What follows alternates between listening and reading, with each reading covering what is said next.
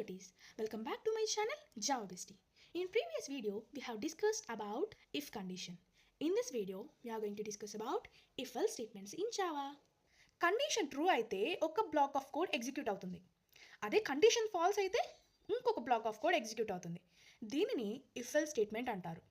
Use if else statement when we want to perform one action if the condition is true and a different action if it is false.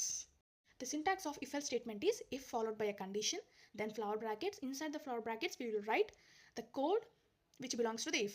After the flower brackets we will write else condition. The else statements are represented in between the flower brackets of else block. Okay, let us consider an example. The example is even or odd number. Class name is even odd, next followed by a main method. Next, initializing the value 7 to the variable num. In the next line, the condition is if num percentage 2 equal to 0.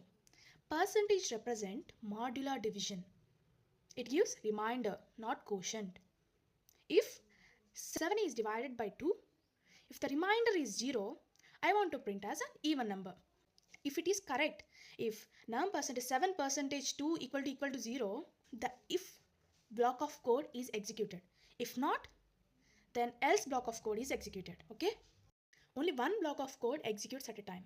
Else does not have a condition.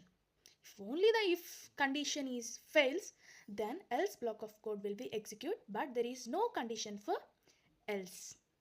Today we'll learn about if else statement. It helps us make decisions in Java. If the condition is true, one block of code executes. If condition is false, another block executes. In next video, we're going to discuss about else if ladder. Do like, share and follow to Java Bestie. Mali rep kaluddam. Until then, bye bye.